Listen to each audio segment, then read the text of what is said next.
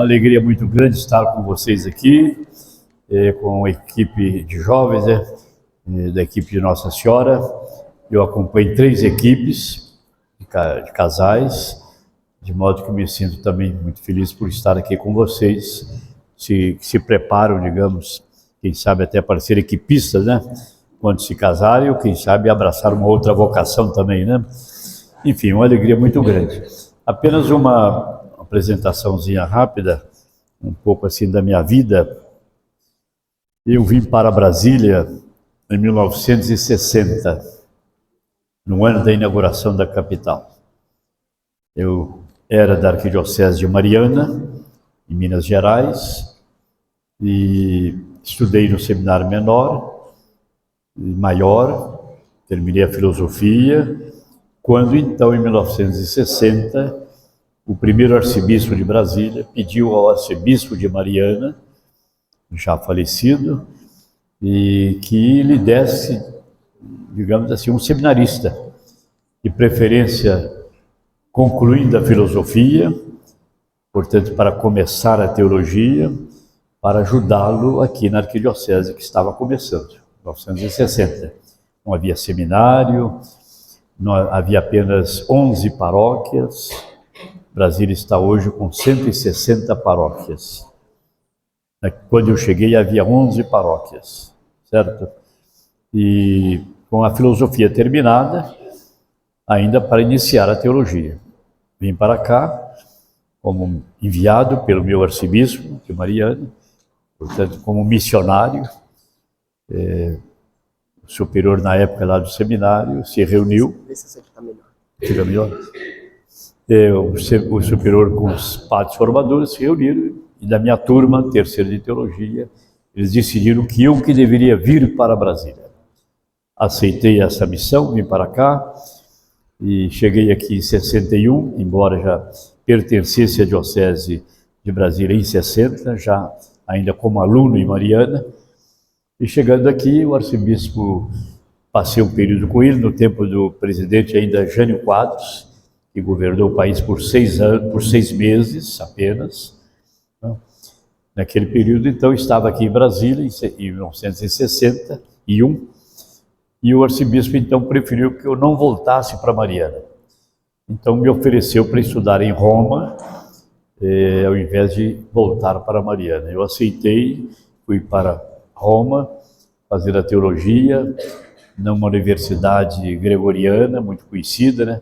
Dirigida pelos padres jesuítas, morando no Colégio Pio Brasileiro, e coincidiu um tempo muito importante para mim, muito rico, porque foi justamente o tempo do Concílio Vaticano II. Eu fui para lá em 61, e o concílio começou em 62, com o Papa João XXIII, terminou em 65, justamente quando eu terminei também a teologia.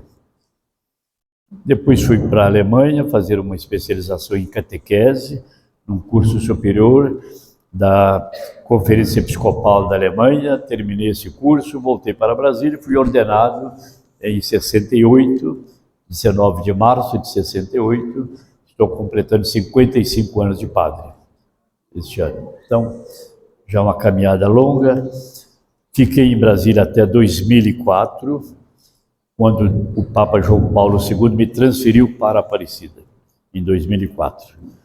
Então, fiquei em Aparecida 13 anos, de 2004 a 2017, quando deixei o governo da diocese, por idade, quando completei 80 anos. Eu estou prestes a completar 87, entende? E creio que me aposentaram e eu aceitei por engano, porque estou trabalhando mais do que antes, entende? Mas tá bem assim, entende? Estou feliz. Então vim para Brasília. Em Brasília, o arcebispo me nomeou vigário-geral da arquidiocese. O Papa me deu uma missão de acompanhar os arautos. Sou comissário pontifício para os arautos do Evangelho. Estou acompanhando os arautos desde finalzinho de 2019. Espero terminar, assim eu desejo, a minha missão com eles no final do próximo ano ainda. E assim atendendo, né, vários convites para as paróquias, palestras, e sou também assessor nacional dos congregados marianos no Brasil. De modo que estou sempre em viagem, acompanhando, né, os congregados, oro os arautos e assim por diante. Era um projeto depois da aposentadoria que eu tinha na vida, mas mudaram os planos e Deus está sempre nos oferecendo surpresas, né? E a gente tem sempre que aceitar essas surpresas de Deus, né? Que são sempre as melhores para nós, mesmo quando às vezes não concordam com o nosso projeto de vida, evidentemente. Bom, então isso é para dar um pouco essa ideia do meu currículo e dizer que cheguei aqui, realmente Brasília foi inaugurada, mas não havia quase nada, né? Entende? O Juscelino foi assim muito vivo, né? Ele construiu apenas o que era essencial para dizer que a capital podia funcionar, nada mais. Então o que havia em Brasília? Havia o Congresso Nacional, havia o Palácio do Planalto, havia o Supremo Tribunal Federal, havia o Palácio da Alvorada, havia a rodoviária, havia um pequeno aeroporto, havia a estrada que ligava ao Rio de Janeiro, a BR-040, a rodoviária e o resto, as casas que estavam sendo construídas. A cidade principal na época era o Núcleo Bandeirantes, a chamada Cidade Livre, que deveria desaparecer, por isso que se chamava Livre, mas todo o movimento de Brasília era ali, dos construtores de Brasília, o comércio, tudo ali. Inclusive, quando eu preparei meu passaporte para ir para Roma, eu tive que fazer tomar várias medidas, digamos, ali no Núcleo Bandeirante. Era o centro da cidade, praticamente, o funcionamento, certo? E a Asa Sul estava sendo construída, o lago não havia nada, o resto era um planalto, um cerrado, totalmente a ser desbravado. Então, essa era Brasília, parecia um campo de guerra, trator, poeira para todo lado, entende? A gente vestia uma camisa de manhã, saía, quando chegar em casa tinha que trocar, estava toda amarela na gola, porque aqui é aquela terra vermelha, né, muito forte. Então, isso era Brasília no começo. Uma campanha, de certo modo, até contra Brasília, né?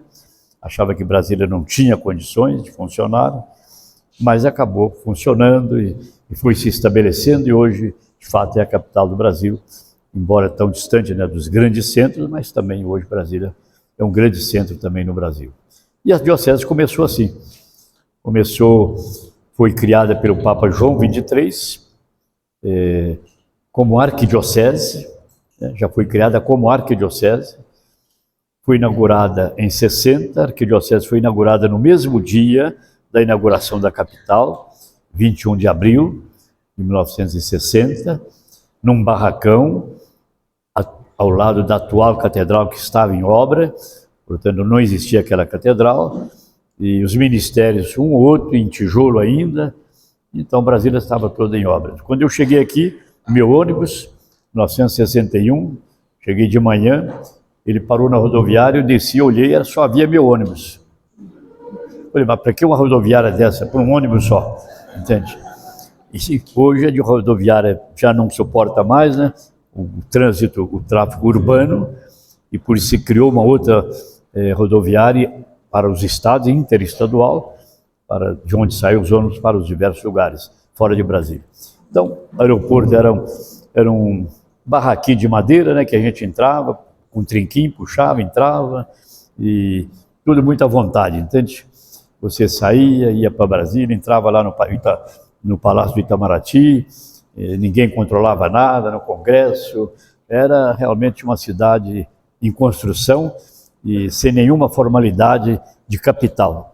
Hoje a capital, é claro, as relações são diferentes. A gente vinha de ônibus, eu vim de ônibus, e naquele tempo o seminário maior, em Mariana, nós já tínhamos que usar batina já fora do seminário, entende? Eu de batina também, um jovem aqui, acho que tinha 18 anos naquela época, mas todo mundo me chamava de sou vigário, né? O pessoal chama sou vigário, qualquer um que está de batina, né? Confundia, já perdi o ônibus na viagem, no meio da viagem, porque o ônibus parou em Três Marias e lá precisou de um conserto, o motorista falou, o ônibus vai parar aqui, não sabemos qual é o tempo da demora para consertá-lo, de modo que vocês tiram as malas, fico aí à vontade, e na hora de sair, se for sair, a gente avisa, etc. Eu, muito curioso, aproveitei para ir ver a barragem do Rio São Francisco, lá em Três Marias, onde estava sendo construída justamente aquela barragem para fazer a grande hidrelétrica ali, entende? Pertencendo à Companhia de Minas, e na época ali de Minas Gerais, e fui para lá conversar com engenheiros, estavam fazendo aquela barragem, eu conversei, acabei voltando. Quando eu cheguei em São Vigário, o ônibus já foi embora. Pronto. Fiquei perdido lá em Três Marias, mas aí a polícia lá falou, não, mas o senhor vai viajar de qualquer jeito para Brasília. Subiu com a lanterninha, né, não tinha posto policial nenhum na rodovia, né, naquela época. Ele foi com a lanterninha dele lá na estrada, com a lanterninha mandando os ônibus parar, passava um, mandava parar. Tem lugar para Brasília? Tem, sim, senhor. O senhor Vigário quer ir para lá. Ah, manda entrar que ele vai. Então, foi desse jeito que eu cheguei em Brasília. Para ver como era a vida de Brasília, completamente diferente, certo? Bom, mas então, vamos ao tema nosso, né? Eu peguei aqui como tema que foi me sugerido, o tema da vocação, mas a vocação mais sacerdotal, não é isso? Mas eu vou dar assim uma visão um pouquinho mais ampla, porque vou colocar o tema dentro do ano vocacional. Nós estamos num ano vocacional, né? Então eu pediria que pode ir passando.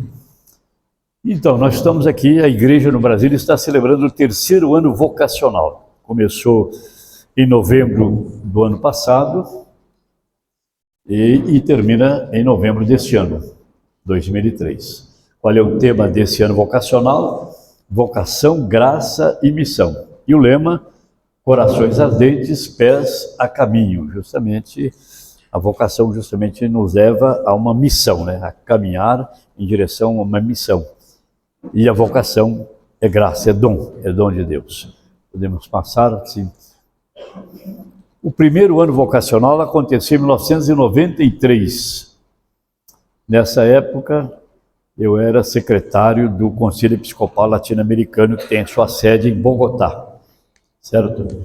E esse encontro foi realizado aqui no Brasil, lá em Itaici, onde se realizava as assembleias gerais, né, da Conferência Episcopal. Eu era secretário-geral, participei desse congresso, o tema Vem, Segue-me, e o lema Eu Conto com Você.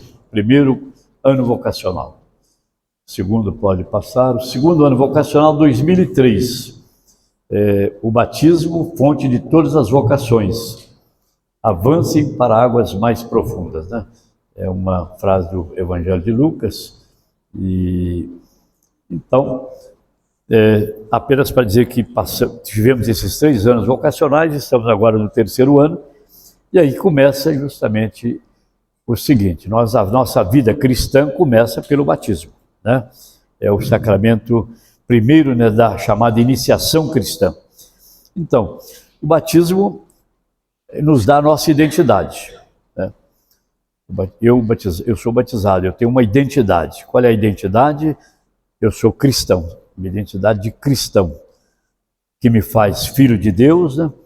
Me faz participante da vida divina, me faz membro da igreja, me faz herdeiro dos céus e realmente me torna um filho, né, muito amado de Deus. Deus é o nosso Pai.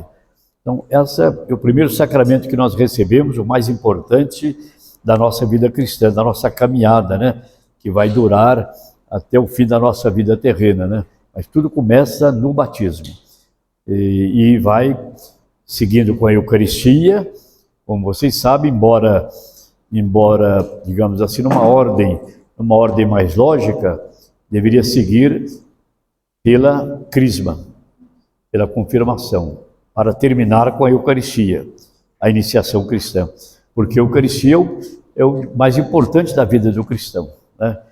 Então, mas normalmente nós aqui, eu acho que de um modo em geral, em todo o mundo, com exceção, digamos, dos orientais, né, que têm os sacramentos todos, eles administram o sacramento todo de uma só vez. Entende? A criança é batizada, ela é confirmada e recebe a Eucaristia também. Entende? Assim, na comunhão ali com o sangue da criança, entende? Mas o batismo e a crisma se faz na mesma celebração. como se faz hoje com um adulto que for ser batizado. Um adulto que vai ser batizado, ele recebe os 3 sacramentos de uma vez. Não tem que esperar, entende? Por isso a sua preparação é um pouco mais longa. É aquela preparação que nós chamamos de catecumenato, esse caminho que a pessoa faz quando adulta para receber o sacramento do batismo. E aí recebe os outros 2. Ele é batizado, ele comunga e ele também é crismado, certo? Mas quando a gente é batizado como criança, a gente espera um tempo para a Eucaristia e depois um tempo para a crisma, né? E com isso termina a iniciação cristã. Por quê? Porque o cristão com esses 3 sacramentos, praticamente ele está como que acabado, terminado, né? Esses 3 sacramentos formam o cristão. Ele é batizado, né? Entra na igreja, é filho de Deus, já tem todos os direitos e deveres de um batizado, de um cristão, né? Membro da igreja, certo? Depois ele recebe o sacramento da confirmação, que o fortalece para a missão, para dar testemunho da sua fé, quando adulto, e finalmente ele participa do momento mais importante da comunidade, que é a celebração eucarística. Então, esses 3 sacramentos formam o cristão. E os demais sacramentos, se a gente observar bem, nem todos vão receber os outros sacramentos. O sacramento da ordem é só para quem se ordena. O sacramento do matrimônio só para quem se casa. Certo? Sobram apenas 3 sacramentos. Sobra a penitência, e mais qual? E a unção dos enfermos, aliás, só 2 sacramentos, que é para todo mundo, tanto para o padre como para o leigo, né? O sacramento da penitência, porque todos nós somos pecadores, precisamos ser sempre do perdão de Deus. E o sacramento da unção dos enfermos, porque nós precisamos nos fortalecer também espiritualmente no momento, digamos, derradeiro, né, da nossa vida, numa idade avançada, numa doença grave, e pode até ser repetido mais de uma vez o sacramento da unção dos enfermos. Então, com aqueles 3 sacramentos, o cristão praticamente está acabado. Está apto a casar, está apto a ser ordenado, certo? Está apto a receber os outros 2 sacramentos. Tá? Então, essa explicação um pouco sobre o batismo. Bom, a vocação, o que a gente poderia definir a vocação assim de um modo geral, né? Vocação é o chamado que uma pessoa sente dentro de si para desenvolver determinadas atividades ou realizar determinados papéis, funções na sociedade. Isso é que é vocação. Toda vocação é para um trabalho, é para uma missão, né? Não existe vocação para não fazer nada, entende? Toda vocação é um chamado para alguma coisa, para uma missão. Por isso, é aquilo que a pessoa pressente, né? Um pouco dentro de si, uma certa inclinação, um certo pendor, um certo gosto, e para isso tudo ele tem determinados talentos, determinadas capacidades, certo? Ele sente alguma coisa que o chama interiormente, entende? Podemos ver nisso o chamado de Deus, entende? Para uma determinada atividade a ser realizada, ou na igreja ou na sociedade. Então, nesse sentido, nós podemos praticamente chamar de vocação qualquer profissão, entende? Além dessas vocações específicas, particulares, para o sacerdócio, para a vida religiosa, entende? E para o casamento. Nós realmente classificamos as vocações, digamos assim, mais específicas em 3 categorias: padre, casados e religioso, certo? Mas podemos dizer que toda profissão é, de certo modo, uma vocação também. E, geralmente, o perigo é justamente a pessoa não entender que profissão é vocação. Que profissão é uma forma de trabalhar e ganhar dinheiro, entende? Essa é uma confusão que as pessoas fazem, se esquecem de que toda profissão é vocação. Por quê? É aquilo que a pessoa sente, esse chamado lá no seu interior, e para realizar esse chamado, Deus o dotou de certas capacidades, certos talentos, para ele realizar um papel na sociedade. Então você vê que é maravilhoso justamente isso, que Deus nos chama à vida porque Ele tem um projeto de vida para cada um de nós. Cabe a nós descobrirmos aquilo para o qual Deus nos chama na vida. Ninguém é chamado na vida para não fazer nada, né? Todo mundo é chamado à existência por amor de Deus e para o amor. Deus nos criou por amor e para o amor. Isso é importante. É a vocação básica de todo mundo. Criado por amor e para o amor. E a vocação o que é? No fundo é uma forma de exercitarmos no amor aos outros.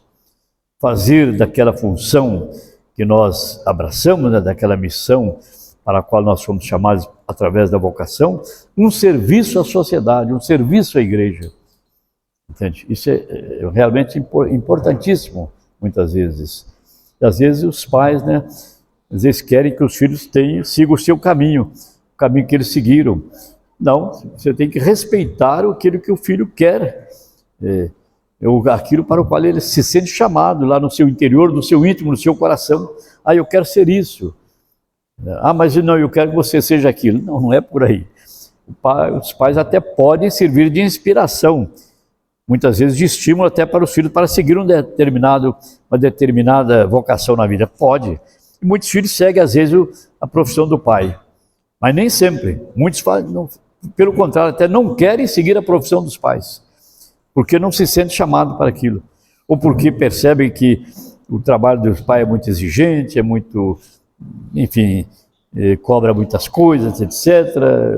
Percebe que o pai não está muito satisfeito, ou que a mãe também não está muito satisfeita com aquela vocação, com aquele trabalho. Eles preferem assumir um outro trabalho, uma outra vocação na vida. Então, eu acho que as vocações são as mais diversas, entende? As mais diversas.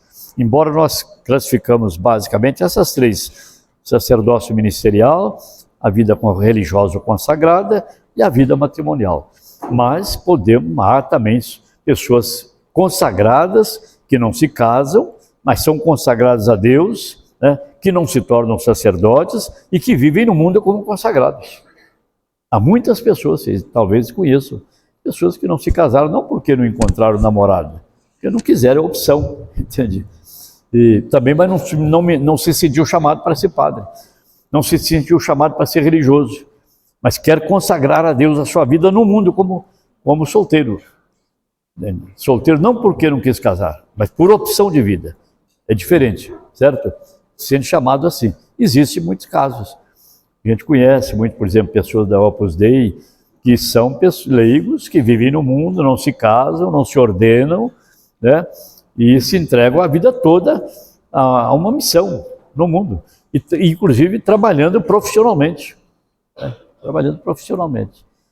Cito apenas o caso que eu conheço, do ministro do Superior Tribunal do Trabalho, Ives Gandra. Ele é consagrado leigo, não é casado, mas continua na sua profissão, é de ministro. Então, tudo aquilo que ele ganha, certamente ele coloca na caixa comum daqueles que são associados, né, à Opus Dei, e vive feliz. É vocação, né? Ah, não é porque não encontrou ninguém para casar. Não, não é isso, não. É porque ele não quis casar. Ele fez uma outra opção de vida, né? Então, acho que isso é muito importante a gente perceber. Às vezes, o caso das focolarinas consagradas, né? E hoje, tantas formas de consagração de leigos do mundo, que não se casam, mas estão consagrados. Vivem ali a sua vida cristã, a sua vida de santidade, né? O caminho de santidade, como leigo no mundo. Tá? Então, só para dizer o que era vocação num sentido muito geral, né? Agora, a vocação para nós entendemos como um dom, como uma graça. Vocação justamente vem do verbo, né, latino vocare, chamado, né? Vocação é chamado, é um chamado, né? Esse chamado é graça de Deus, né? Eu, por exemplo, na minha vocação, às vezes eu fico pensando, né, não consigo explicar muito bem não, entende? Porque eu inicialmente comecei a minha vocação com os irmãos maristas. Certamente vocês já ouviram falar dos irmãos maristas, né? Então, o irmão passou lá na minha cidadezinha muito pequenininha, entende? Naquela época vestia batina, os irmãos, entende? Como os padres, etc. Para um menino de 10 anos, saber o que é irmão, o que é padre, era muito difícil, vendo os dois de batina, né? Fica muito difícil de distinguir. E sobretudo vendo o irmão lá, ao lado do altar, também não celebrando, mas participando da missa, e eu era coroinha. Então o irmão passou lá na minha escolinha, deu uma aula de catequese, falou dos maristas e perguntou: quem quer ir comigo? Eu levantei o braço, o único que levantou o braço fui eu. Tinha 10 anos, eu falei: eu vou com o senhor. O irmão ficou assim e tal, terminou a catequese dele, depois falou comigo: ó, vamos fazer o seguinte, era muito pequeno, né? Ele não acreditou, ele achou que era um entusiasmo meu, passageiro. Eu vou a tal cidade apanhar um jovem que vai para os maristas e eu vou passar na estação ferroviária tal dia e tal hora de trem. A minha cidadezinha não tinha rede ferroviária. Eu tinha que me deslocar de ônibus para ir para esse lugar onde havia estação ferroviária, onde iria passar o irmão. E marcou a data. E aquilo não saía da minha cabeça, eu tinha que ir de qualquer jeito. E meus pais não sabiam o que fazer comigo, entende? Não sabiam se batiam, me prendiam no quarto, não sei, eles não sabiam. O certo é que eu arrumei minha sacola de roupa, né, que nem mala era, e falei: eu estou pronto para ir para hoje, lá para Carandaí, que era onde havia estação ferroviária. E ali meu pai, minha mãe, o que faz, o que não faz, e resolveram deixar eu ir. Chamaram o motorista e o dono do ônibus, só tinha um ônibus, ia de manhã, voltava à noite, me entregou o chofer, que é o dono do ônibus, falou: você leva esse menino e o irmão vai passar tal hora na estação ferroviária, você leva ele lá na estação, se o irmão passar, você entrega, se ele não passar, você traz ele de volta à noite. Foi assim minha vocação, entende? Quer dizer, eu realmente nem sei como explicar isso, entende? Não sei como explicar aquela decisão, aquela firmeza de vontade, tinha que ir. Bom, fui parar lá nos Irmãos Maristas. Lá, talvez alguém ouviu falar, ou até já esteve, numa cidade chamada Mendes, estado do Rio de Janeiro. Lá tinha o chamado Juvenato São José das Paineiras. Fica em plena Mata Atlântica, muito bonito, fora da cidadezinha de Mendes, e uma casa muito bonita. Hoje é um hotel fazenda, entende? Que é ainda dos Irmãos Maristas. E eu fiquei ali, fiz todo o meu ensino primário, cheguei lá, eles até achavam que eu nem sabia ler, entende? Me mandaram ler, falaram: você faz essa leitura aqui. Eu consegui ler mais ou menos, então dá para ficar aqui, entende? Então, fiz o primário, terminei o primário com os irmãos, depois havia admissão naquela época, para começar o ginásio, fiz o ginásio, e chegou no final do ginásio, e eu comecei a fazer um discernimento. Falei: bom, isso acho que não é a minha vocação não, entende? Eu era coroinha, eu sempre vi o padre celebrar a missa, os irmãos não celebram, eu acho que não é bem a minha vocação não. E fui falar com o irmão: eu quero ir embora, entende? Eu quero entrar num seminário, não quero continuar aqui não. Embora eu estivesse feliz lá com eles, etc. E o irmão, então, com muita dificuldade, me deixou sair, né? Eu fui embora e entrei no seminário de Mariana, entende? E ali prossegui meus estudos, etc., filosofia, depois até Brasília, como vocês já conhecem o resto da história. Mas para dizer que realmente a vocação tem esse algo também de misterioso, entende? Que é algo que o atrai, como diz o profeta Jeremias, né? O Senhor me cativou, né? O Senhor me cativou, entende? Eu me deixei cativar por Ele, entende? E apesar de ter sido um profeta, dos que mais sofreu, né? Foi o Jeremias, uma coisa impressionante, né? Era sempre perseguido, mal entendido, acabou tendo que ir para o Egito, fugir para o Egito, foi apedrejado, foi uma confusão danada na vida dele. Mas ele disse que não tinha jeito também de largar a vocação dele de profeta, porque foi cativado e ele se sentiu cativado por Deus e aquilo não tinha jeito de separar, né? Ele da sua vocação e da sua ligação com Deus. Então a vocação é um pouco isso que nos prende, né? Dá todo o sentido, né, à nossa vida. Eu acho que esse é o sentido da vocação. Vocação, portanto, é um chamado para uma missão, é uma convocação, né? Deus convoca você, seja para qual for a vocação. Não é uma única vocação. A vocação básica é para o amor. Deus nos criou por amor e para o amor. Toda vocação é uma forma de viver o amor ao outro. O amor a Deus e o amor ao próximo. Certo? Como diz o Papa João Paulo II. Deus nos criou por amor e para o amor. Essa é a vocação básica de todo cristão, né? De todo homem, entende? Ele vem ao mundo para amar a Deus, para amar o próximo, né? Então, é por isso que o batismo nos faz filhos. Se nos faz filhos, do mesmo Pai nos faz também irmãos, né? Se temos um Pai comum, somos irmãos e irmãs uns dos outros. E como irmãos, como família, né, de Deus, devemos viver justamente a nossa vida para o amor aos outros, entende? A Deus e aos outros como forma, o amor ao próximo como forma concreta de viver o amor a Deus. Nós só podemos verificar se nós amamos a Deus, se nós amamos o irmão, como diz São João. É como você diz que ama a Deus e não ama o seu irmão. A Deus que você não vê, como é que você não ama o seu irmão que você vê? De modo que aquele que diz que ama a Deus e não ama o irmão é um mentiroso. É a expressão de São João, forte, né? Quem diz que ama a Deus e não ama o irmão é mentiroso. Então, aí está o sentido realmente fundamental de toda vocação. Santo Agostinho chamava, né, a vocação do bispo, vocação do padre, de amoris officium. Um ofício, né, um trabalho de amor. Entende? Toda vocação é amor. O que é a vocação do médico? Se ele não exerce a sua medicina a serviço do outro, né, com responsabilidade, né, com amor, como serviço, claro, com todo o direito de ser sustentado pelo seu trabalho, não é no sentido de trabalhar gratuitamente, mas dá um sentido a esse seu trabalho, porque se for só para ganhar dinheiro, né, é pouco. Se for só para desenvolver seus talentos, ainda é pouco, né? É preciso que tudo isso esteja em função de um serviço que você presta ao outro. E isso realmente é fundamental na vida da gente, né? E a vocação, da vocação depende a nossa realização, nossa felicidade, entende? Então, vocação é convocação. Eu sou, como diz o Papa Francisco, eu sou uma missão. Todos nós somos uma missão na vida, seja ela qual for.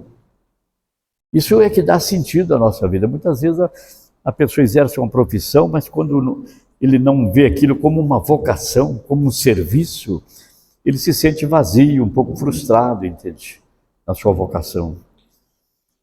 Então, eu sou uma missão. O coração que arde ao escutar o ressuscitado, né, o Cristo, coloca os pés, é claro, a caminho, segue, né? Segue a ele, para anunciar o encontro com Cristo. João Batista, justamente, que preparou os caminhos, né, para a vinda do Messias, para Jesus, ele também, ele mostra justamente aos seus discípulos o próprio Jesus.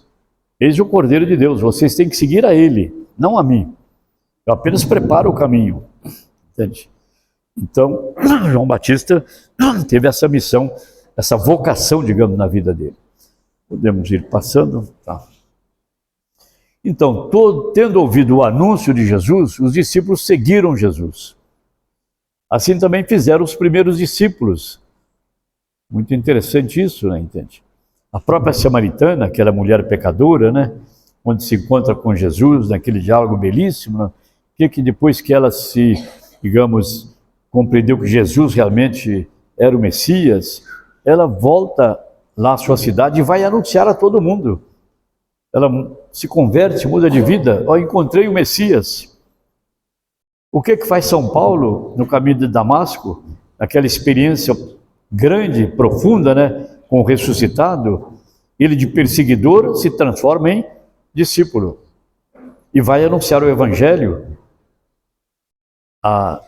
ali pelo Império Romano quase todo. Ali pela costa do Mediterrâneo todo, né, São Paulo se tornou de perseguidor um apaixonado, né, de Jesus Cristo. E assim tantos outros.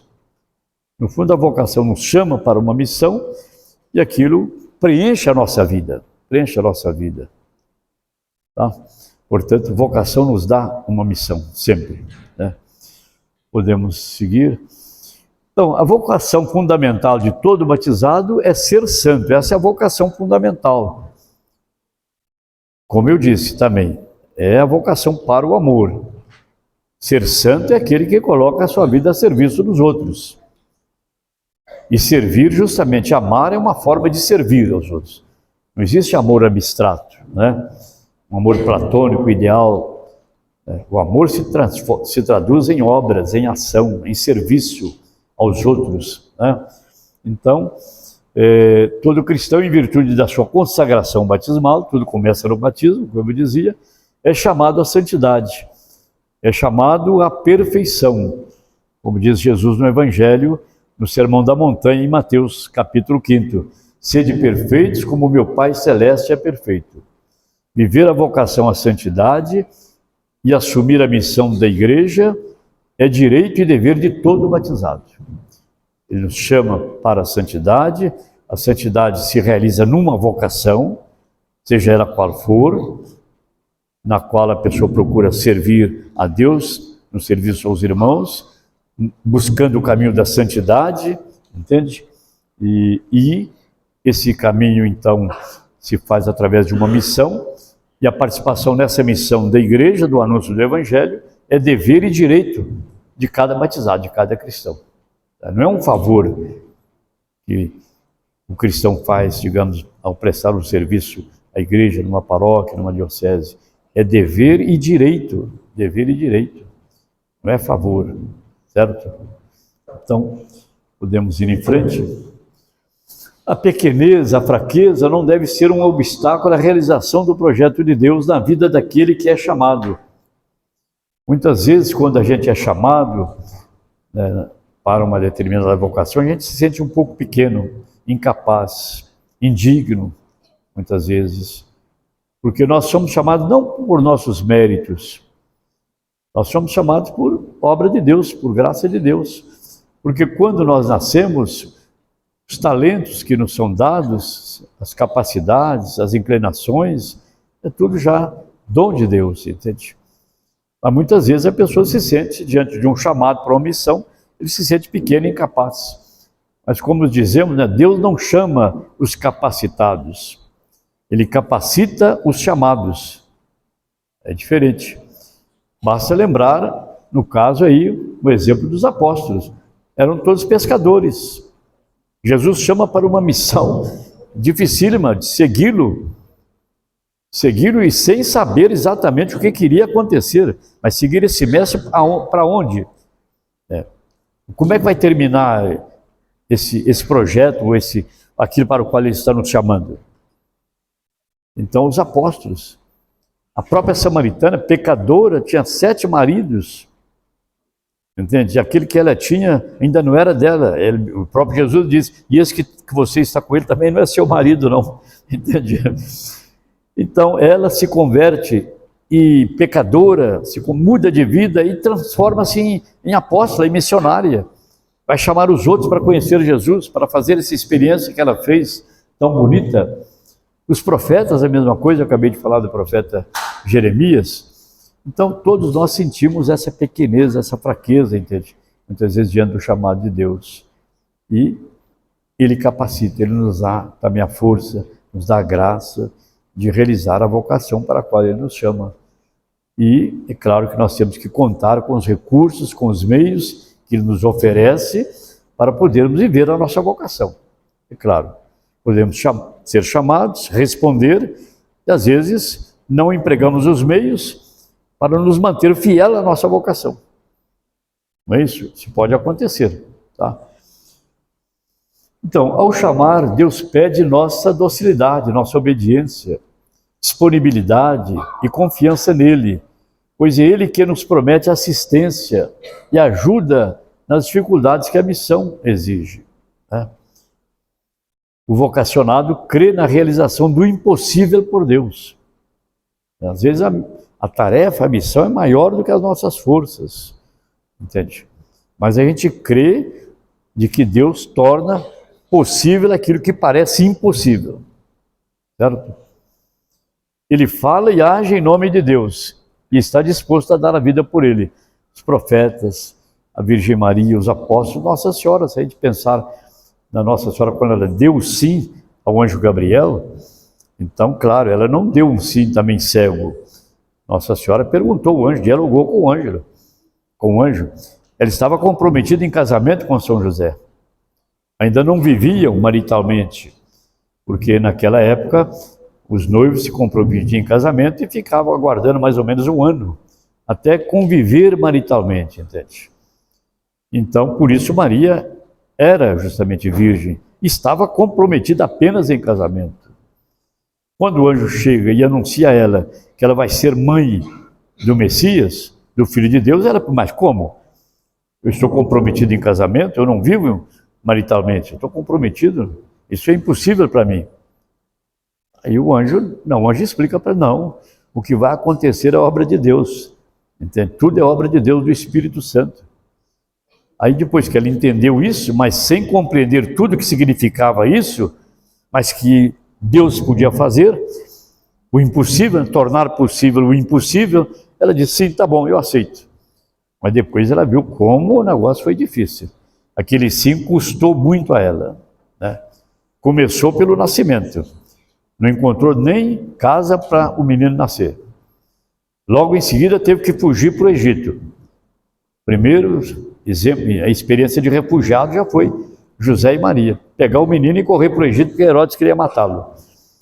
Ela deve estar ficando pensando, uma dor que sim que eu fui dar, meu Deus. Que complicação que eu arrumei para a minha vida, né? Ela deve ter pensado tudo isso na cabeça dela. Sonhava em constituir um lar com São José, e agora São José está com ela, mas não vive maritalmente, né? Ele é o pai de Jesus legalmente, evidentemente, pelas leis judias, mas não é o pai biológico, né? Tudo é obra do Espírito Santo. Volta de Nazaré, volta do Egito, vai para Nazaré, uma vida oculta, 30 anos, ali na carpintaria, aprendendo o ofício de carpinteiro, mantendo a família São José, naquela cidadezinha pequenininha de Nazaré, entende? Termina ali 30 anos, Jesus se despede, né? Já começou a se despedir quando ele se perdeu no templo, já deu uma lição para os seus pais. Ah, por que você fez isso conosco? Vocês não sabem que eu devo estar a serviço do meu pai? Pronto, e Maria e José deve ter se assustado. Que significa isso, meu Deus? O que esse menino está querendo dizer? Quer dizer que ele não está a serviço nosso, está a serviço do seu pai. Então já começou ali primeiro se desligar, ou pelo menos anunciar, né, o desligamento, digamos, da família. Então começa a vida pública e ali sabemos como terminou, né? Crucificado entre dois ladrões, de modo que Maria foi crescendo na fé, amadurecendo na fé, até chegar ali ao final da vida terrena de seu filho, né? Ali ao pé da cruz, numa posição de uma pessoa já mais madura na fé, de pé, de São João, ela estava de pé, não estava desmaiada, não estava ali sentada, não, de pé, uma atitude de alguém firme na fé, maduro na fé, que compreende aquilo ali dentro dos planos de Deus e entrega também, entrega o seu filho e se coloca também em união com ele para oferecer os seus sofrimentos a Deus para a salvação do mundo. Sofrimentos não físicos, como Jesus que estava sofrendo fisicamente, né, torturado, morto, pregado na cruz, mas uma dor moral, espiritual, profunda, né, de ver o seu filho naquela situação, sem poder socorrê-lo em nada, né, nada, nem para dar um copo d'água. Tenho sede, de levar para ele uma esponja de vinagre, né?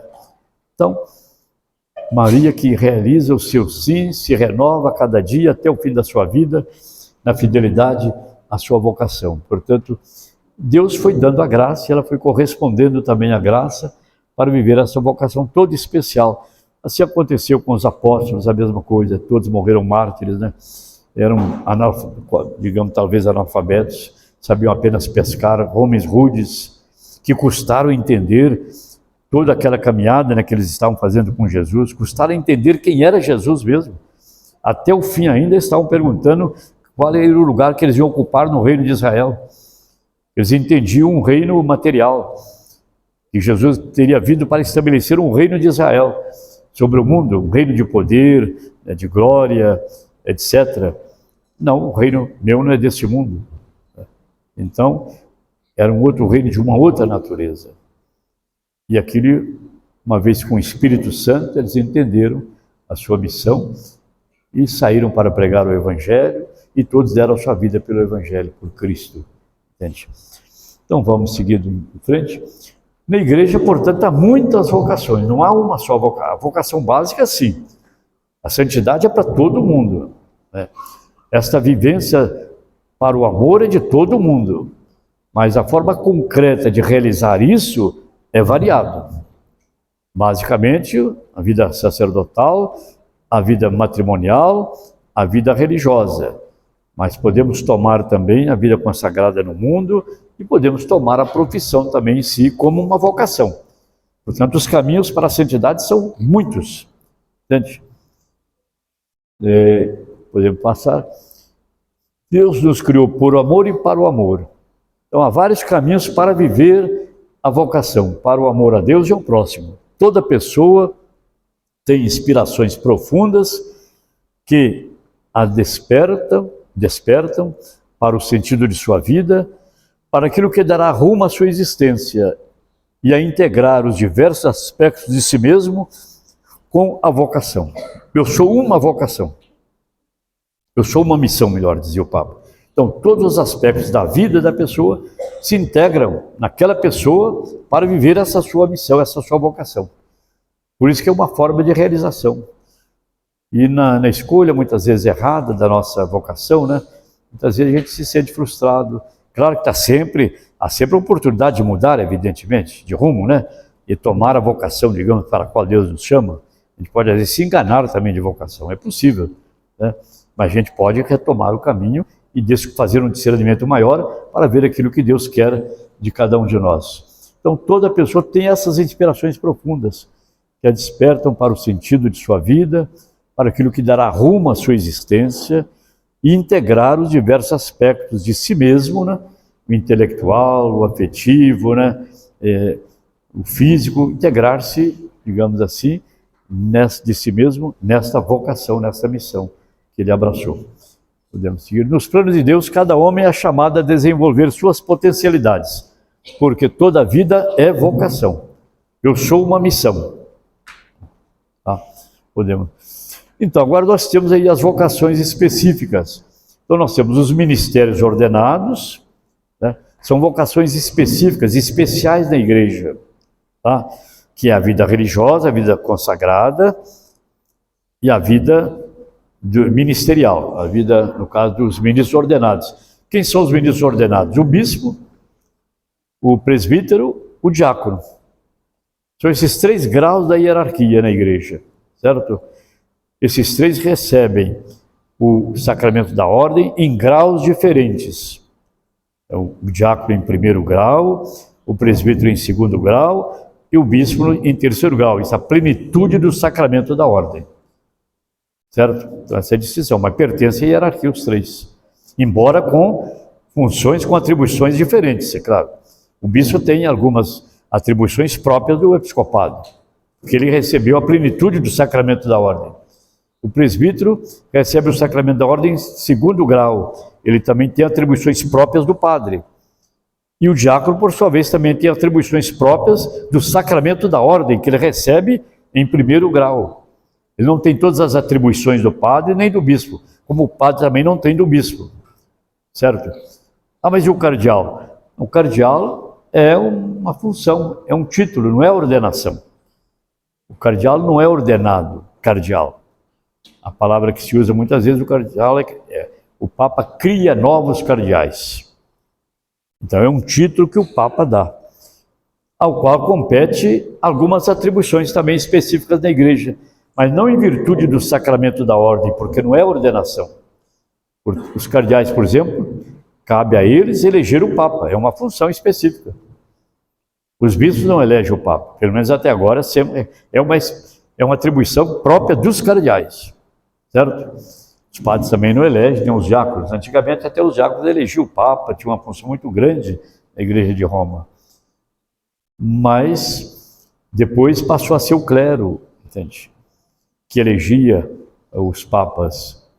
Depois foi substituído pelos cardeais. Por isso que os cardeais tem que ser membros do clero de Roma. Os cardeais têm uma paróquia, em Roma. Todo cardeal tem uma paróquia em Roma. Entende? Apenas é titular, ele é apenas titular daquela paróquia. Ele não exerce a função de pároco. Mas eu tenho lá uma paróquia, Paróquia da Imaculada Conceição, que fica no bairro ali perto na periferia de Roma, entende? No bairro São Lourenço, certo? Lá está o escudo meu, na frente da igreja. Eu sou o cardeal daquela igreja. Mas quem exerce a função naquela igreja é o pároco de lá. Em meu nome, eu sou apenas o titular daquela igreja. E assim todos os cardeais. Porque você tem, por tradição, que pertencer ao clero de Roma. Que era o clero de Roma que elegia os papas. Depois passou a ser uma competência dos cardeais. Por isso o cardeal tem o passaporte também do Vaticano, é cidadão do Vaticano. Então, isso são coisas assim. O bispo também tem sua função. Por exemplo, do bispo é ordenar padre, por exemplo, e ordenar diácono. O padre não pode ordenar padre, não pode ordenar diácono, é só do bispo. Né? Entende? O diácono também não pode atender confissões, não pode dar unção dos enfermos, não pode celebrar, mas tem a função, pode administrar o sacramento do batismo, pode assistir ao matrimônio, pode ajudar o padre no altar, pode distribuir a comunhão, ele tem as funções próprias dele, mas caberia sobretudo ao diácono um serviço, digamos assim, no campo social, exercer a caridade como os primeiros diáconos no tempo dos apóstolos. Bom, então, os ministérios. Então, do bispo eu vou pular porque não foi pedido para falar mais do sacerdócio, não é isso? Posso pular dos bispos ou só ler rapidamente? O bispo, os bispos sucessores dos apóstolos, em comunhão com o sucessor de Pedro, e sua autoridade são chamados a servir ao povo de Deus conforme o coração de Cristo, bom pastor. O bispo é princípio e construtor da unidade de sua igreja particular, da sua diocese, e santificador de seu povo, mestre da fé, servidor da palavra de Deus e dos sacramentos. Assim, rapidamente, se alguém for chamado a ser bispo, não há curso para ser bispo, mas se for chamado a ser bispo, primeiro tem que ser batizado. Então, se vocês são batizados, já tem essa possibilidade, entende? Depois, se ordenarem diácono e padre, então tem uma possibilidade muito próxima também de ser bispo. E se forem chamados a bispo, tem que se preparar logo assim imediatamente, porque não há curso para isso. Mas se aprende também na prática, e Deus dá graça, como eu dizia, né? Ele chama não os preparados, mas prepara os chamados, entende? E com a graça de Deus. Então vamos. Então, os presbíteros ou padres, né? Presbítero é uma palavra que vem do grego, que significa idoso, né? Os presbíteros são os anciãos. Tá vendo? Essa é a palavra grega, né? Embora ele seja jovem, entende? Mas originalmente a palavra vem do grego anciãos, aqueles mais respeitados, responsáveis, a quem se pode confiar uma tarefa. Eram os presbíteros na igreja antiga, entende? São Paulo, os apóstolos foram constituindo presbíteros a presidir as comunidades, aí são pessoas responsáveis, bem aceitas na comunidade, respeitadas, etc. Entende? Que depois traduzimos por padre, entende? Mas ainda chamamos também de presbítero. Claro, padre, presbítero. Então, presbítero, pelo sacramento da ordem, né, no 2º grau, e pela unção do Espírito Santo, ele é configurado com um caráter especial ao Cristo pastor. Então, pelo sacramento da ordem, ele é configurado ao Cristo pastor, cabeça da sua igreja, entende? Portanto, e como tal, então, ele passa a agir em persona Christi, isto é, na pessoa de Cristo, o sacerdote, entende? Por isso ele é um outro Cristo, né? Como às vezes chamamos alter Christus, um outro Cristo. Ele é a presença do Cristo enquanto pastor na sua comunidade. E age em nome de Cristo, na pessoa do Cristo, certo? De tal modo, tudo que ele faz em nome de Cristo. Ele apenas, como que ele está configurado a Cristo e é o instrumento para que Cristo haja, possa agir através dele. Mesmo que ele não seja digno desse ministério, desse serviço, Cristo age através dele. Entende? E os sacramentos produzem o seu efeito, muitas vezes independente digamos, da dignidade, da santidade do padre, porque Cristo age nele, entende? Age nele. Então, por isso ele é um outro Cristo. O ministério presbiteral está a serviço do sacerdócio comum dos fiéis, isto é, dos batizados, né? E participam, né, no caso aí, os batizados, é claro, participam também da função de Cristo. O batizado participa das 3 funções de Cristo: sacerdócio, profeta e servidor real. Todo batizado é profeta, isto é, chamado a anunciar o Evangelho, a testemunhar o Evangelho. Todo batizado é sacerdote, isto é, a oferecer a sua vida em união com Cristo, entende, ao Pai, para a sua própria santificação. E todo batizado também é chamado a fazer de sua vida um serviço, participa da função real de Cristo. Mas o que é ser rei, segundo o Evangelho, dentro do Espírito do Evangelho? É servir. Reinar é servir. Certo? Então, batizado também é chamado a servir, exercer essa função de Cristo na sua vida, servindo também aos outros. E o padre, é claro, o padre é configurado a Cristo, de modo que ele é a presença do Cristo enquanto pastor à frente da comunidade ou na função que ele exerce. Então essa é a diferença. Há uma diferença, digamos, qualitativa entre o sacerdócio do batizado e o sacerdócio ministerial. É uma diferença. Inclusive quanto às funções. O padre é configurado a Cristo para ser presença do Cristo no meio do seu povo e para exercer determinadas funções. O batizado também, ele se torna filho de Deus, né? Membro da igreja, mas exerce o seu sacerdócio batismal, não ministerial, portanto, uma diferença qualitativa entre o sacerdócio do leigo, né, do cristão batizado, e o sacerdócio ordenado, no caso, ministerial. Podemos passar. Então, no caso aí, os presbíteros, o próprio bispo também, podemos aplicar até o diaconato também, e a todos, de certo modo, devem amar e realizar sua tarefa pastoral em comunhão com o bispo, é claro. O bispo é que preside a igreja local.